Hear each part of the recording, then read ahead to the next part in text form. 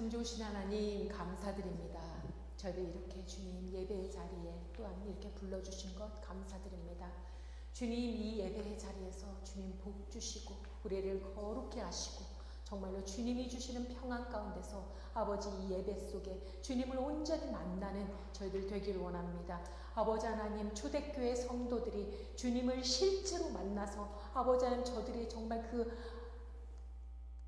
성도다운 모습으로 아버지 하나님 저들에게 우리에게 본을 보여주었던 것처럼 아버지 우리 삶 속에도 아버지 주님의 충만한 성령이 우리를 다스리시사 아버지 살아계신 주님으로 인하여서 날마다 주님과 동행함으로 인하여서 아버지 우리의 연약함을 도우시고 우리의 문제들 속에 넘어지는 약해지는 마음들 붙들어 주시고 문제를 만날 때마다 아버지 하나님 주님 앞에 더 무릎 꿇고 더 가까이 나아가는 우리 심령들 되기 원합니다. 그렇게 아버지 하나님 복되게 하시고 우리 주님 성도들의 마음을 주님 복되게 하시고 그렇게 주님을 갈급하고 찾는 귀한 마음들 되게 하여 주시옵소서. 아버지 이 시간 부족한 종을 통하여 주님 말씀하여 주시옵소서. 아버지의 말씀을 종의 입술에 담으시사 아버지 하나님 우리 성도들에게 지혜를 열어주시고 이 말씀이 온전히 깨달아지는 귀한 은혜가 있길 원합니다. 아버지 하나님 부족한 종 사용하여 주시기를 간절히 원하며 거룩하신 내 구주 예수 그리스도를 받들어 간구하며 기도드렸나이다. 아멘. 오늘은 성막 강의 5번째 시간인데요. 오늘의 제목은 금등대입니다. 금등대. 본문은요. 출애굽기 25장 31절에서 40절까지 말씀이에요. 출애굽기 25장 31절에서 40절까지 말씀인데 제가 한 절, 여러분들이 한 절 봉독하시겠습니다. 너는 정금으로 등대를 쳐서 만들되 그 밑판과 줄기와 잔과 꽃받침과 꽃을 한 덩이로 연하게 하고 가지 여섯을 등대 곁에서 나오게 하되 그 세 가지는 이편으로 나오고 그 세 가지는 저편으로 나오게 이편 가지에 살구꽃 형상의 잔색과 꽃받침과 꽃이 있게 하고 저편 가지에도 살구꽃 형상의 잔색과 꽃받침과 꽃이 있게 하여 등대에서 나온 6가지를 갖게 할지며 등대 줄기에는 살구꽃 형상의 잔색과 꽃받침과 꽃이 있게 하고 등대에서 나온 6가지를 위하여 꽃받침이 있게 하되 2가지 아래 한 꽃받침이 있어 줄기와 연하게 하며 또 2가지 아래 한 꽃받침이 있어 줄기와 연하게 하며 또 2가지 아래 한 꽃받침이 있어 줄기와 연하게 하고 그 꽃받침과 가지를 줄기와 연하게 하여 전부를 정금으로 쳐 만들고 등잔 7을 만들어 그 위에 두어 앞을 비추게 하며 그 불집게와 그릇도 정금으로 만들지니 등대와 이 모든 기구를 정금 1달란트로 만들되 너는 삼가 이 산에서 내게 보인 식량대로 할지니 우리 다음 성막 그림 보여주실래요? 이 성막 우리 지난번에도 나눴었는데 다시 한번 복습하면 이 울타리 하얀 울타리를 둘러싸고 오직 동쪽에 난 하나의 문을 통과하면 바로 보이는 것이 번제단이에요. 제물을 태우는 번제단이고 그리고 그 다음에 제사장들의 손과 발을 씻는 물두멍 지난 시간에 나눴었죠. 이 번제단은 우리의 죄값, 죄물 되어주신 예수 그리스도의 그런 대속의 은혜로 우리가 구원받았음을 그리고 하나님의 백성이 된 것을 의미해요. 번제단은. 그리고 이 물두멍은 구원받은 후에도 우리가 끊임없이 성결한 삶을 유지하기 위해서 손과 발을 씻어야 그 다음 지성소로 들어가듯이 우리의 삶 속에서도 계속해서 짓는 그런 죄들을 계속해서 말씀으로 씻어서 회개로 씻어내는 것을 의미해요. 그 다음 그림 보여드릴게요. 이게 성소예요. 그 이제 물두멍 앞에 있는 성소로 들어가면 이러한 모습으로 되어 있어요. 제사장만 들어갈 수 있는 이 성소의 내부의 벽돌은 노랗게 빛이 나죠. 이 조각목 나무였지만 조각목을 다 금으로 쌌어요. 금으로 쌌기 때문에 온 벽면이 다 금이에요. 휘황찬란하게 빛나는 정금. 그렇게 황금 널판으로 지어졌고 성소의 앞문 들어가는 문과 그리고 저 지성소로 가는 분향단 앞에 가운데에 천사들 그림이 있죠. 거기가 그것과 그리고 천장에도 천사들 문양이 있어요. 그러니까 앞문 들어가는 문, 지성소로 들어가는 문, 천장이 다 이렇게 청색, 자색, 홍색, 흰색 실로 수놓은 천사들을 수놓은 문양으로 되어져 있어요. 그리고 이 성소와 지성소 그거를 보호하기 위해서 그 다음 장면 이렇게 덮개를 네 겹으로 덮었어요. 1겹, 2겹, 3겹, 4겹. 이건 나중에 우리가 또 다루게 될 건데 그렇게 지붕을 4겹으로 덮고 있어요. 성소를.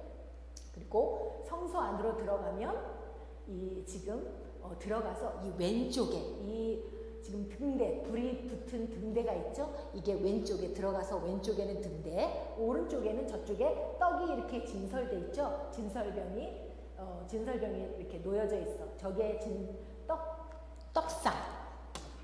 왼쪽에는 금등대, 오른쪽에는 떡상. 그리고 지금 제사장이 분향단 앞에서 향을 피우는 거예요. 분향단. 그리고 그 앞이 지성소로 들어가는 휘장이에요. 오늘은 이 등대에 대해서 나눠볼 거예요. 지금 보시는. 그리고 다음 장면 금등대. 이 금등대는요. 메노라라고도 하는데 성소 안에는 창문이 없어요. 성소 안에는 창문이 없어서 외부로부터 빛이 전혀 들어오지 않습니다. 그래서 어두컴컴한 그런 빛이 없는 암흑 같은 그런 성소에 제사장이 제일 먼저 성소에 들어가면 이 등대에 불을 비춰야 돼요. 컴컴하기 때문에 금등대에 불을 비칩니다. 그런데 이 금등대는요, 초를 꼽아서 불을 비추는 그런 촛대가 아니고 향, 감람류, 기름을 부어서 기름을 태우는 등대예요. 등잔대예요. 칠흑 같은 이 어둠 속에서 금등대에 불을 비추면 아까 맨 처음에 보셨죠? 벽면이 다 황금이잖아요. 불이 켜지면서 이 황금이 서로 막 비추면서 찬란하게 빛나요. 그리고 그 빛에 의해서 이 천장과 문과 이 지성소로 들어가는 그 휘장이 천사들이 막 춤을 추는 것 같은 그런 모양을 내게 되어 있어요. 이 금등대는 34kg 정도, 약 정금 1달란트로 쳐서 만들어진 건데 금을 쳐서 가공하는 것을 단조라고 해요. 그런데 이렇게 금을 쳐서 가공해서 단조를 하면 금이 결코 찢어지지도 않고 잘 부러지지도 않고 더 찬란하게 빛을 낸대요. 줄기, 아까 말씀했던 앞에 줄기가 이렇게, 좀 전에 그 그림 보여주세요. 줄기가 이렇게 있고, 그리고 꽃받침 꽃들이 막 있어요.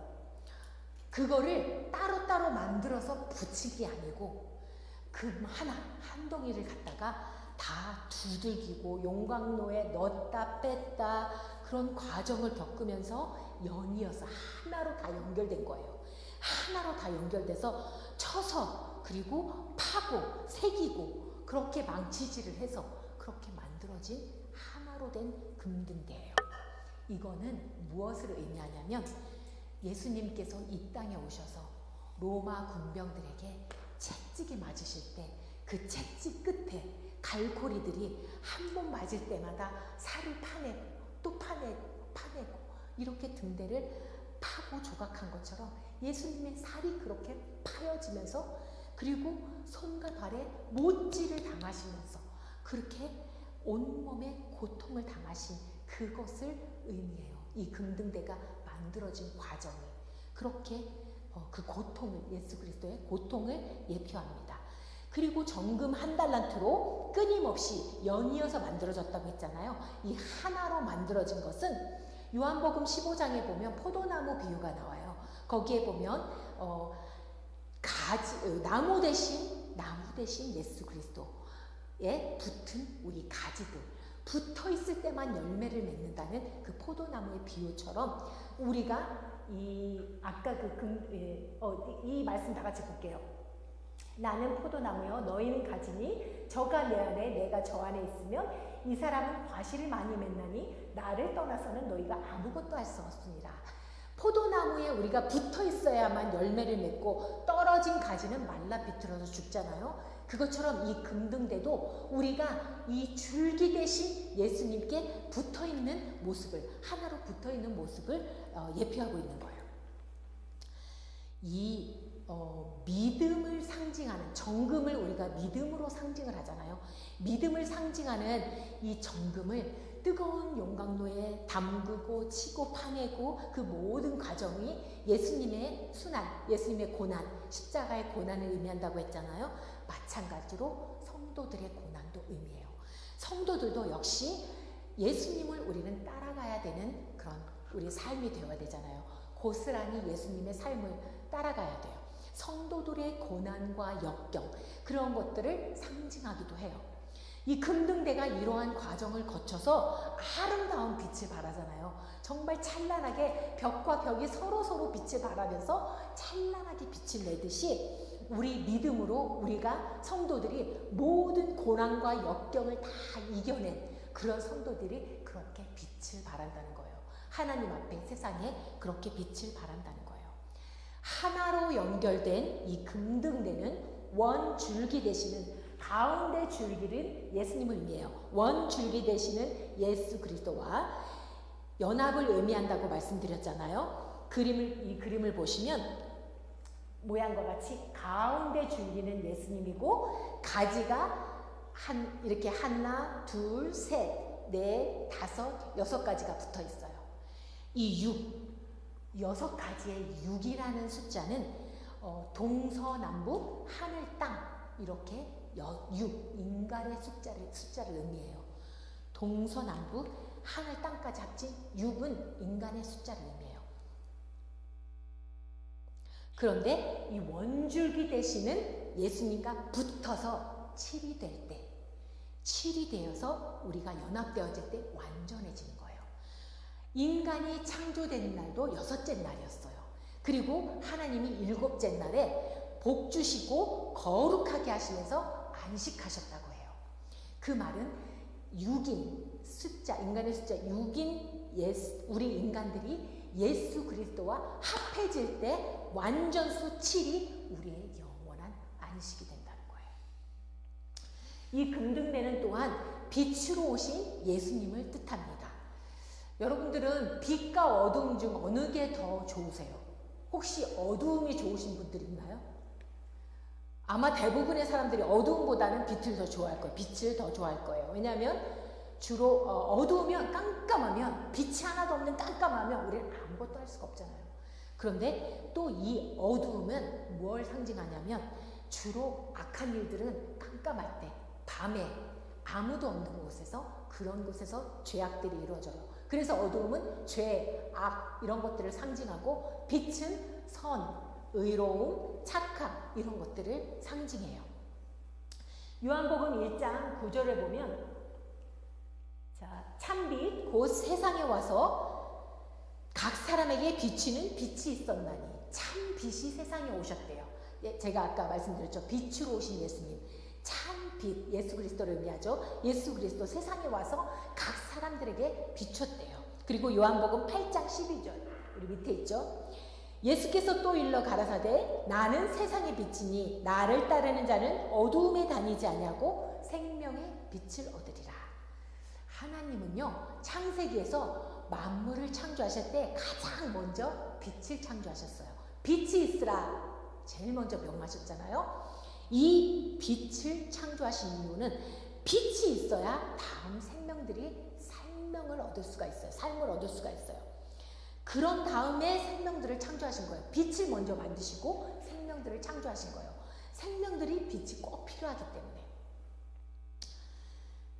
물리적인 빛, 태양이 있어야 이런 식물들이 광합성 작용을 해서 생명을 보존하는 것처럼 우리 인간도 육신 외에 우리는 혼이, 영혼이 있잖아요. 육신 외에 물리적인 빛을 우리 인간의 육신, 우리 몸은 받아야 하지만 영적인 빛도, 우리 영의 생명을 위해서는 영적인 빛도 받아야 영의 생명이 유지가 되는 거예요. 육체가 모든 생명들이 햇빛을 통해서 생명을 유지하듯 우리의 영도 이 빛이 비춰져야 영의 생명이 유지가 되는 거예요. 요한복음은요 빛으로 오신 예수님을 드러내요. 요한복음에서. 이 요한복음은 그래서 제2의 창세기라고 불려요. 첫 번째 하나님이 천지를 창조한 창세기는 우리가 죄악으로 영원히 죽게 된 것, 죄악으로 우리가 영원한 생명을 놓쳤잖아요. 영원히 죽게 된 그것을 요한복음에 세상의 빛으로 오신 예수님께서 구속의 역사를 통해서 다시 재창조를 이루신 거예요. 그래서 제2의 창세기라고도 불려요. 요한복음.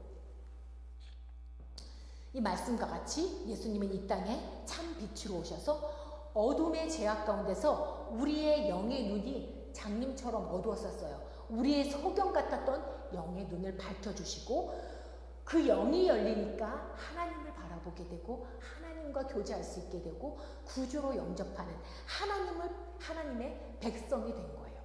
이 빛에는요 2가지 종류가 있대요. 2가지 종류가 있는데 태양은 스스로 빛을 내요. 태양처럼 스스로 빛을 내는 발광체가 있고 달은 태양의 빛을 받아서 그 빛을 내요. 그것처럼 반사체예요. 발광체와 반사체가 있는데 예수님은 이 발광체세요. 예수님 자체에서 빛을 내주신. 그리고 우리는 반사체예요. 예수님의 달처럼 예수님의 빛을 받아서 세상에 그 빛을 전하는 반사체. 그래서 예수님이요 우리도 세상의 빛이래요. 예수님이 이 세상에 빛으로 오셨지만 예수님은 너희도 세상의 빛이래요. 그 마태복음 5장 14절에서 16절 말씀 우리 다 같이 읽어볼게요. 시작. 너희는 세상의 빛이라. 산 위에 있는 동네가 숨기우지 못할 것이요 사람이 등불을 켜서 말 아래 두지 아니하고 등경 위에 두나니 이러므로 집안 모든 사람에게 빛이 누니라. 이같이 너희 빛을 사람 앞에 비추게 하여 저희로 너희 착한 행실을 보고 하늘에 계신 너희 아버지께 영광을 돌리게 하라. 이 말씀처럼 우리도 예수님이 너희도 빛이야. 근데 빛을 비추는 사명, 이 말씀처럼 빛은 이런 말 아래 두지 않는데요. 밑에 숨겨두지 않는데요. 등경 위에 이렇게 위에 둬서 비춰지게 한대요. 그것처럼 예수 그리스도가 우리 가운데 빛을 비춰준 걸 우리는 빛을 비춰줘야 하는, 세상에 비춰줘야 하는 우리의 사명이 있는 거예요. 예수님께서 먼저 비춰주신 이 빛은 사랑의 빛이에요. 사랑의 빛. 우리를 구원하시기 위해서 하늘 보좌를 다 버리신, 그리고 죽기까지 사랑하면서 비춰주신 사랑의 빛이에요. 십자가의 고통 속에서 돌아가시면서도 자기 백성들을 끝까지 사랑해 주신 사랑의 빛. 예수님은 비록 승천하셨지만 거기서 끝난 게 아니고 이 사랑의 빛은 거기서 끝난 게 아니고 예수님은 승천하심과 동시에 성령님을 보내주셔서 우리 가운데 계속 성령을 통해서 빛을 공급받게 해주세요. 예수님의 사랑은 끝까지, 우리가 영원한 천국에 갈 때까지 끝까지 책임져 주세요. 당신의 자녀들을.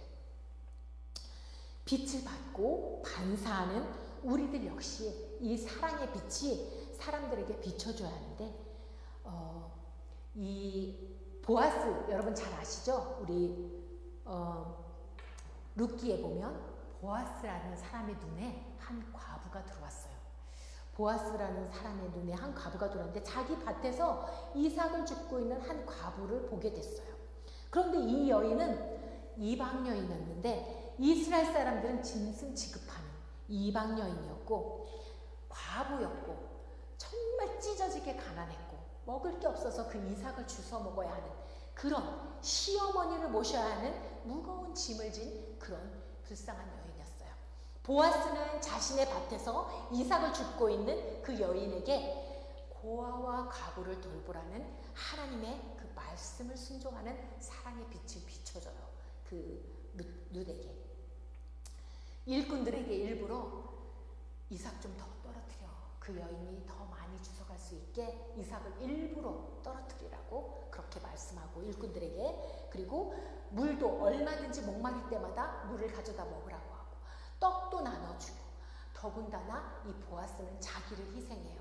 왜냐하면 자기가 자기의 자손 대를 계속 잇기를 원하는데 그것을 희생하고 이 룻과 결혼해서 이 나오미의 집안에 기업무르기를 해줘요. 그 집안의 대를 이어요.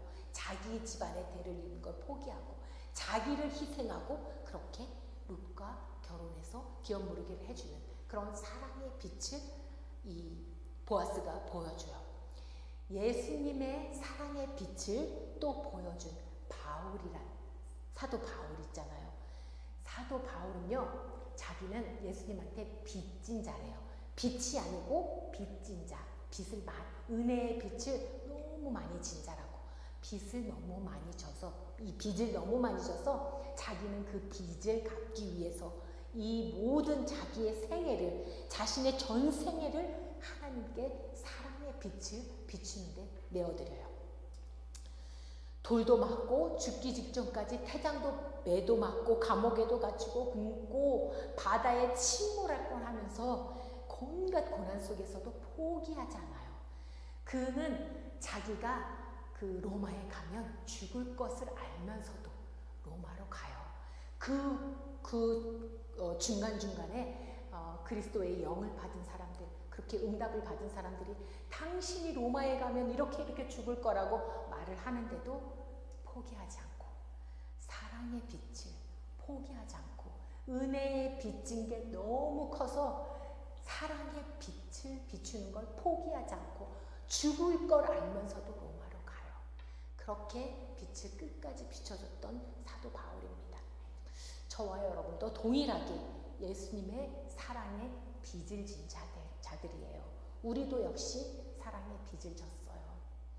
그래서 바울처럼은 못해도, 바울처럼 태장에 맞고 정말 죽기까지 이렇게는 못해도 적어도 내 주위의 사람들에게 사랑의 빛을 나눠줄 수 있는, 믿는 자건 안 믿는 자건 사랑의 빛을 계속해서 비춰줄 수 있는, 왜냐하면 우리는 은혜의 빚진 자니까 바울처럼 그렇게 나눠줄 수 있는 저와 여러분 되기 바랍니다. 아무리 칠흑 같은 어둠도요, 작은 촛불 하나를 이기지 못해요. 캄캄한 방 안에 작은 촛불 하나만 켜도 금세 밝아지고 어두움이 물러가요. 이 말인즉 뭐냐면 어두움은 결코 빛을 이기지 못한다는 거예요. 빛이신 예수님을 사단은 결코 이길 수가 없어요. 이미 예수님은 승리하셨잖아요. 승리를 이뤄놓으신 삶을 우리가 과정을 살아가는 거예요. 삶 속에서 우리가 실패할 일 없어요. 예수님이 이미 어두움을 이기신 승리를, 빛으로 이 어둠을 이기신 승리를 거두셨거든요. 십자가에서. 그래서 우리가 실패할 일이 없어요. 예수님께 붙어 있으면. 우리 예수님은 참 빛이고 큰 빛이고 세상의 유일한 구원의 빛이십니다. 본문 37절 말씀을 보면 이 등잔대가 앞을 비추라고 되어 있어요. 아까 말씀드렸죠? 지금 좀 전에 사진 보여주세요. 성소 사진. 예, 이 등잔대 앞에 뭐가 있어요? 등잔대를 마주보고 있는 곳엔 떡상이 있어요. 이 떡상은 우리가 다음에 나누게 될 건데 하나님의 말씀이에요. 이 등잔대가 비춰야 하는 것은 하나님의 말씀이에요. 앞을 비추라고 되어 있어요. 그리고 예수 그리스도의 빛을 받은 반사체인 성도들이 비춰야 하는 게 하나님의 말씀, 복음이에요. 우리가 말씀을 삶으로 살아내는, 그게 하나님의 빛을 비추는 삶이에요. 바울처럼 사랑의 빛을 전하는 거예요. 이 성소 안에는요, 저 등대가 없으면 빛 한 점 없는, 아까 창문이 없다고 말씀드렸죠? 흑암이기 때문에 금등대의 불은 밤낮으로 계속 켜져 있어야 돼요. 하나님은 절대 불을 꺼뜨리지 말라고 해요. 불이 꺼지면 암흑이잖아요. 불을 절대 꺼뜨리면 안 돼요. 마찬가지로 우리 안에 성령께서 밝혀주신 불은 절대 꺼지면 안 돼요. 소멸시키면 안 돼요. 우리의 불은, 이 성령께서 켜주신 이 불은 항상 타올라야 돼요. 출애굽기 27장 20절에서 21절 말씀 요 말씀 다 같이 볼게요. 시작. 너는 또 이스라엘 자손에게 명하여 감나무로 찧어낸 순결한 기름을 등불을 위하여 가져오게 하고 끊이지 말고 등불을 켜게 아론과 그 아들들도 회막안 증거궤 앞 회장 밖에서 저녁부터 아침까지 항상 여호와 앞에 그 등불을 감검하게 하라. 항상 등불을 켜기 위해서는 이 감람류가 계속 끊이지 않고 있어야 되고 또 감검을 해야 돼요. 계속해서 체크를 해야 돼요. 38절에 보면 불집게와 불똥그릇도 정금으로 만들어졌대요. 이 불집게는요, 타고남은 신지, 감람류에 붙어 있는 그 신지를 자르거나 정리하는 그 불똥그릇은 그 또 찌꺼기들을 담아서 옮겨서 이 등잔에 그을음이 없이 그을음을 잘 긁어내고 그을음이 없이 깨끗하게 밝은 빛을 내도록 관리하는 도구예요. 이 불집게와 불똥그릇.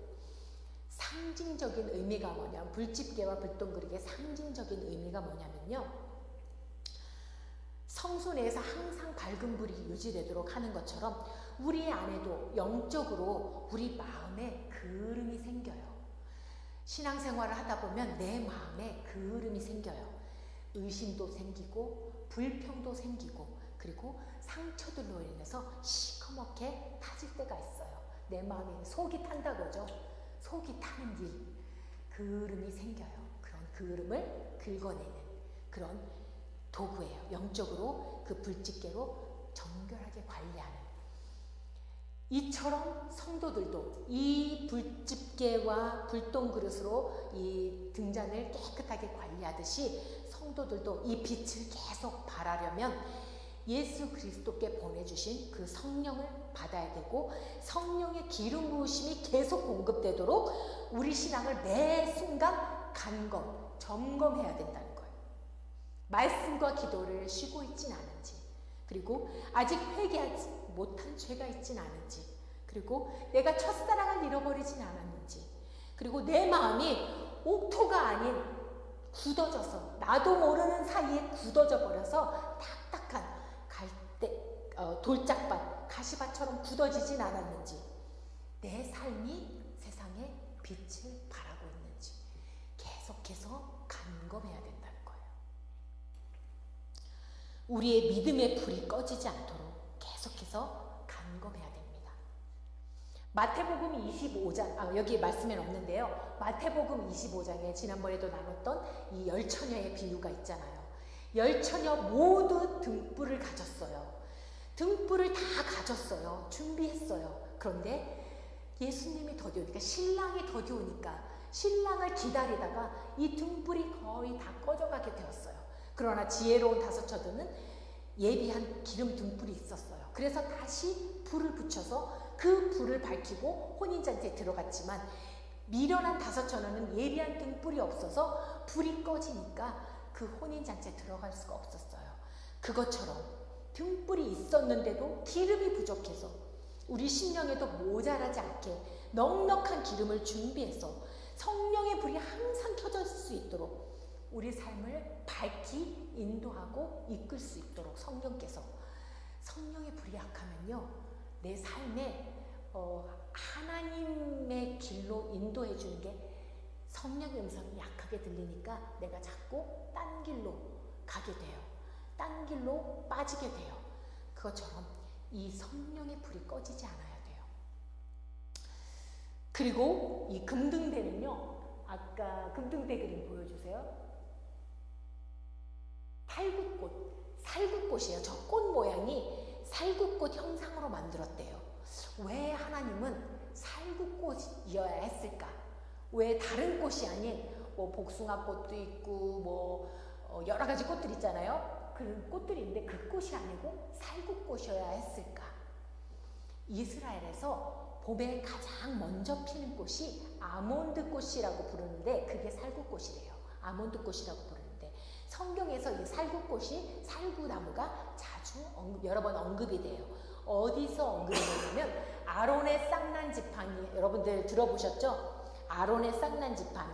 민수기 17장 8절에 보면 이튿날 모세가 증거의 장막에 들어가 본즉 레위 집을 위하여 낸 아론의 지팡이에 움이 돋고 순이 나고 꽃이 피어서 살구 열매가 열렸더라.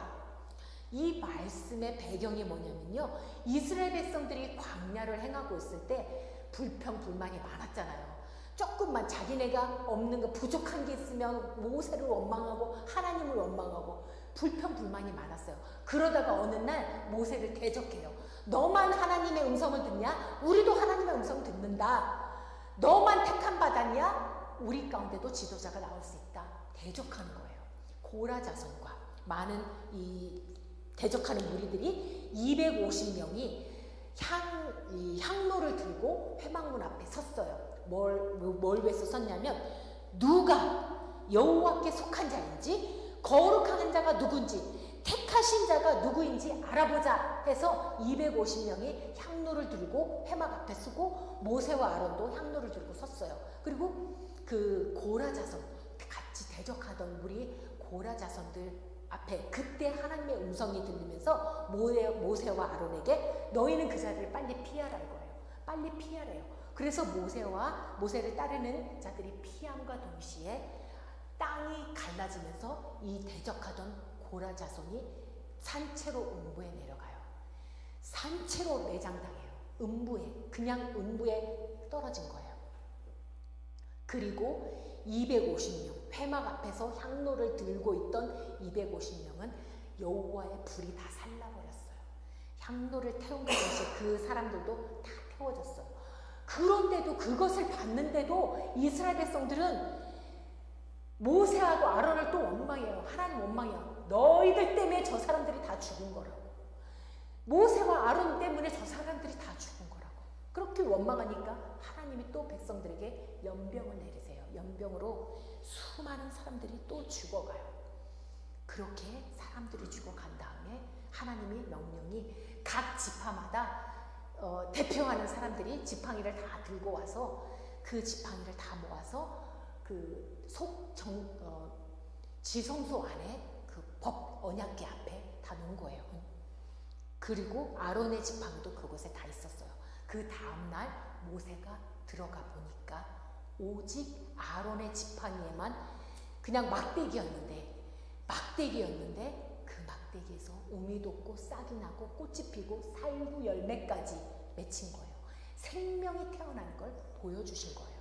그렇게 하나님은 하나님 당신이 택한 모세와 아론을 택한 자라는 걸 증명해 주셨어요. 백성들로 하여금 그렇게 경각심을, 하나님을 경외하는 마음을, 경각심을 불러주셨어요. 살구꽃이 이스라엘에서 가장 먼저 피는 꽃이라고 했잖아요. 가장 꽃이 먼저 피니까 열매도 가장 먼저 열어요. 우리 예수님도 첫 열매가 되셨거든요. 예수님도 우리 고린도전서 15장 20절에 보면 그러나 이제 그리스도께서 죽은 자 가운데서 다시 살아 잠자는 자들의 첫 열매가 되셨도다. 잠자는 자들, 죽은 자들 중에 처음으로 부활의 열매가 되신 거예요. 그 예수님을 예표하기 위해서 살구꽃나무로 이 등잔대를 만들라고 하신 거예요. 여러분들 지금 혹시 어려움 가운데 있으신 분 있으십니까? 고난 가운데, 마음의 상처 가운데 있으신 분 있으세요? 하나님이 지금 정금 등대를 쳐서 만들듯이 우리를 정금 등대로 만드시는 중이심을 기억하시기 바랍니다. 욥기서 23장 10절에 보면 나의 가는 길을 오직 그가 아시나니 그가 나를 단련하신 후에는 내가 정금같이 나오리라. 그냥 있는 일들이 아니에요. 우리 삶에 있는 어려움들, 고난들, 문제들은, 상처들은 그냥 있는 일들이 아니에요. 하나님의 단련하시는 시간인 줄 압니다. 아름답게 빛나게 더 아름다운 빛을 발하라고 하나님께서 우리를 다듬고 치고 파내면서 그렇게 아름답게 빛나게 하시는 작업을 하시는 중인 줄 압니다. 오늘 우리가 나눈 이 금등대는 세상의 빛으로 오신 예수님이라고 말씀드렸어요. 금등대가 성수에서 유일한 빛이듯이 우리 예수님도 세상을 비추는 유일한 빛이에요. 금등대는 예수님의 빛을 받아서 세상에 빛을 반사하는 성도들을 상징하기도 하고, 정금 한 달란트로 쳐서 단조해서 만들어진 금등대처럼 우리는 줄기 되시는 예수님과 붙어있는 가지들입니다. 붙어 있어야만 열매를 맺고 붙어 있어야만 빛을 발할 수 있어요. 금등대의 제작 과정이 온갖 어려움을 겪잖아요. 온갖 고통을 당하신 예수님처럼, 제작 과정이 보여주는 것처럼 고난 받으신 예수님과 같이 우리 성도들도 삶의 고난을 회피하지 마시고 그 삶의 고난을 이길 힘을 달라고 성령의 불이 우리를 그렇게 계속해서 성령의 불이 타올라서 우리 안에 꺼지지 않는 성령의 불이 있어서 우리를 단련하고 믿음으로 또 이겨내고 믿음으로 또 이겨내서 단단하게 단련되어지는 그런 우리 마음이 꺼지지 않는 성령의 불이 충만할 수 있는, 지난 시간에 목사님 말씀드렸잖아요. 성령 충만 한 번에 딱 끝나는 게 아니라고. 성령 충만은 계속해서 날마다 우리가 말씀과 기도로 예배를 통해서 이렇게 주님이 주시는 말씀 받고 그 말씀에 순종해서 또 삶을 살아낼 때 우리의 성령 충만함이 채워지는 줄 믿습니다. 이렇게 기름 등불을 예비하는 저와 여러분들 되시기를 간절히 기도합니다. 우리 다 같이 찬양 하나 찬양하시면서 하나님께 고백드리고 그렇게 또 기도 나눴으면 좋겠습니다.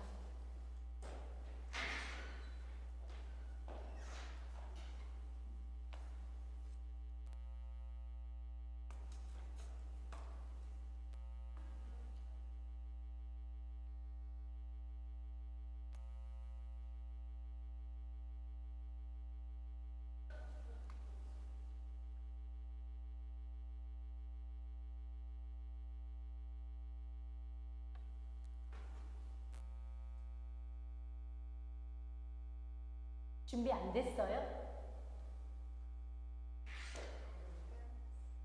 해봤어요? 그럼 그냥 기도합시다. 제가 가사만 불러드릴게요. 여러분 다 아는 찬양인데, 주님 당신은 사랑의 빛, 어둠 가운데 비추소서. 세상의 빛 예수 우리를 비추사 당신의 진리로 우리를 자유케 비추소서. 우리 위에 비추소서. 주님의 영광 온 땅 위에 부으소서. 내게 성령의 불을 넘치소서. 은혜와 긍휼을 열방 중에 전하소서. 빛 대신 주의 말씀. 이 가사가 담긴 찬양이에요. 우리 제가 지금 불러드린 이 가사처럼 이거 놓고 우리 기도했으면 좋겠어요. 하나님, 예수님이 우리 가운데 빛을 먼저 비춰주신 것처럼 우리가 반사체의 역할, 그 빛을 세상에 전할 수 있는 반사체의 사명을 잘 감당하는 우리가 되도록 성령이 끊이지 않고 성령의 불이 꺼지지 않고 날마다 기름이 충분하게 준비되어져서 간검해서 점검해서 날마다 점검해서 우리가 성령의 불을 꺼트리지 않도록 세상의 빛을 비추는 우리들 될 수 있도록, 내가 비록 지금 상처 가운데 있고 연약함 가운데 있고 고난 가운데 있고 문제들 가운데 있지만 그것 또한 주님이 나를 단련하시는 과정임을 믿음으로 바라볼 수 있는 우리가 되게 해달라고, 그렇게 성령 의지하면서 기도하며 나아가기 원합니다. 다 같이 기도하시겠습니다. 참 좋으신 하나님 감사드립니다. 주님, 이 금등대는 예수님이십니다. 이 금등대를 통하여서 주님 우리 가운데 진정한 빛, 재창조를 이루신 예수 그리스도의 아버지 하나님 그 순환을 통하여서 아버지 하나님 주님께서 그 순환을 통하여서 아버지 하나님 금등대가 만들어졌음을, 주님이 그 순환을 아버지 금등대로 예표하고 있음을 저희들 보았습니다.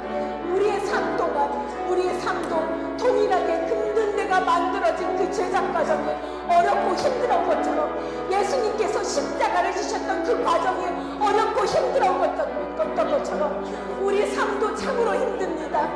우리 삶도 참으로 어렵습니다. 우리 삶도 때로는 고난 가운데서 넘어질 수 있고 우리가 슬픔과 좌절 속에 넘어질 때 있습니다. 그러나 주님, 그것조차도 주님이 우리를 빚어가시는 과정임을, 주님이 우리를 달려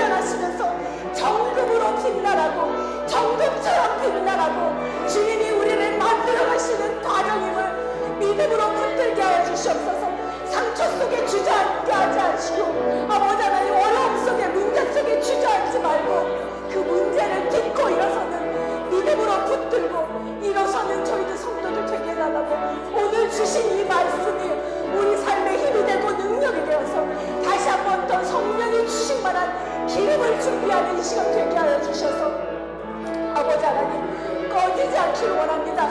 성령의 불이 문제 가운데 어려움 가운데 꺼지지 않기 원합니다. 상처 속에서 꺼지지 않기 원합니다.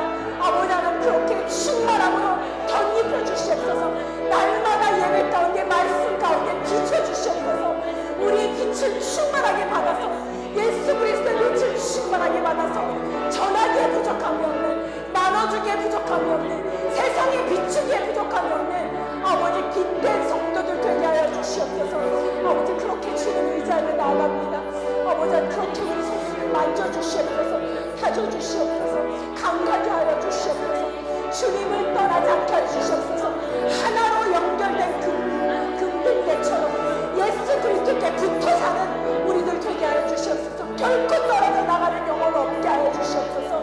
아버지 하나님 오늘 이 말씀이 아버지 하나님 이 금등대가 아버지 하나님 예수님을 예표하듯이 이 금등대가 성도들의 삶을 예표하듯이 그렇게 단련되어지고 아버지 그렇게 준비 되어져가는 우리 성도들 되기 원합니다.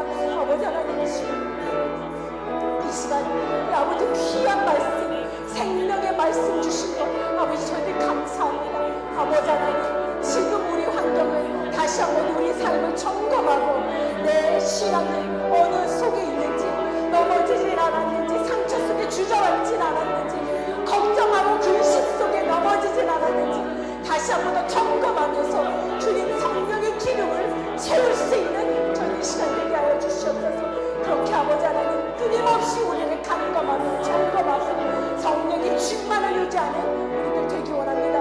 아버지 하나님 이 시간 나오지 못한 우리 성도들에게도 아버지 하나님 우리 예배자들이 예배에 참석하여서 주님 다시 한번 주님의 빛을 받은 주님 우리 성도들이 그 빛을 우리 성도들에게도 나눠주고 믿지 않는 세상 사람들에게도 나눠주기에 부족함이 없는 충만함으로 채워주시옵소서. 아버지 하나님 감사드립니다. 주님은 이미 승리하셨습니다. 아버지 하나님 어두움은 결코 빛을 이길 수 없습니다. 아버지 하나님 주님은 이미 빛 대신 주님은 어두움인 사탄을 이미 승리하신 그 승리하신 그 길을 우리가 걷고 있습니다. 아버지 하나님 이미 승리를 이루어주신 그 삶을 우리가 걷고 있습니다. 결코 넘어지고 결코 좌절할 수 없는 아버지 하나님 실패할 수 없는 삶입니다. 주님께 붙어있는 한 아버지 우리 성도들이 예수 그리스도께 붙어있는 한 아버지 우리의 삶은 결코 실패가 아니고 아버지 하나님 결코 아버지 하나님 실패가 아님을 선포하는 저희들 입술을 되게 하여 주시옵소서. 승리를 가지고 나아가는 담대한 삶을 살 수 있는 성도들 다 되게 하여 주시옵소서. 아버지 하나님 감사드립니다. 주님 당신의 빛을 끊임없이 비출 수 있는 세상의 빛이신 주님 감사드립니다. 아버지 하나님 더 부어주시옵소서. 성령의 불을 더 부어주시옵소서. 넘치게 부어주시옵소서. 은혜와 긍휼을 넘치게 부어주시옵소서. 전할 수 있도록 아버지 하나님 복음을 전할 수 있도록 넘치게 부어주시옵소서. 주님 당신의 진리로 우리를 자유케 하여 주시옵소서. 얽매인 모든 문제들 가운데 자유케 하여 주시옵소서. 승리를 이루신 예수님 붙잡고 자유케 하여 주시옵소서. 아버지 그렇게 주님 말씀 안에서 새롭게 또 세워져가는 우리 성도들 한 사람 한 사람 되기를 간절히 원합니다. 우리 세계 성덕교회 되기를 간절히 원합니다. 우리 성도들 온 성도들 되기를 간절히 원합니다. 주님 감사드립니다. 아버지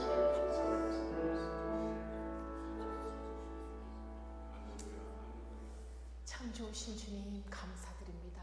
주님 예수 그리스도의 이 빛된 사역을 이미 주님 구약시대에 성막을 짓게 하시면서 그 성막 안에 주님 성소 안에 주님 금등대를 만드시면서 주님 예수님을 담아주신 아버지 하나님 감사드립니다.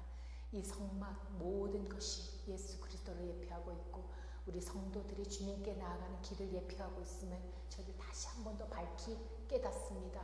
아버지 하나님 예수 그리스도의 빛이 우리 가운데 비춰질 때 아버지 하나님 우리 안에 성령의 불이 결코 끊어지지 않게 하시고 아버지 하나님 모든 문제들 가운데 주님 성령의 불로 다시 한 번 더 저희가 아버지 이겨내게 하시고 주님의 단련되는 그 과정 속에서 우리가 낭망하고 좌절하고 불평하는 것이 아니라 그 단련되어지는 과정 속에서 감사로 믿음으로 다시 한번 딛고 일어서는 우리 성도들 다 되게 하시고, 우리가 늘 성령의 충만함을 계속해서 받아서 주님 계속해서 의지하고 말씀과 기도 놓치지 않냐고 간검하면서 기름등불 쌓아가면서 주님 지혜로운 다섯 처녀와 같은 기름등불 예비하는 우리 성도들 다 되게 하여 주시옵소서. 주님, 저희들 더 이상 낭망하고 더 이상 주님 저희들 좌절 속에서 넘어지지 않게 하여 주시옵소서. 주님 예수 그리스도께서 승리를 이루어주신 그 길을 가고 있음을 잊지 않게 하여 주시옵소서. 아버지 하나님, 믿음으로 승리의 길을 가고 있음을 저희들 다시 한 번 더 확인하는 저희들 되기를 원합니다. 우리의 모든 문제들 주님 손에 있습니다. 주님 무릎 꿇는 자 되게 하시고 더 주님께 가까이 나아가는, 더 주님께 무릎 꿇는 저희들 되게 하여 주시옵소서. 모든 것 감사드리고 이 모든 영광 주님께 올려드리며 거룩하신 우리 구주 예수 그리스도를 받들어 간구하며 기도드립나이다. 아멘. 하늘에 계신 우리 아버지여, 이름이 거룩히 여김을 받으시오며 나라의 임하옵시며 뜻이 하늘에서 이루어진 것 같이 땅에서도 이루어지이다. 오늘날 우리에게 일용할 양식을 주옵시고 우리가 우리에게 죄 지은 자를 사하여 준 것 같이 우리의 죄를 사하여 주옵시고 우리를 시험에 들게 하지 마옵시고 다만 악에서 구하옵소서. 대개 나라와 권세와 영광이 아버지께 영원히 있사옵나이다. 아멘.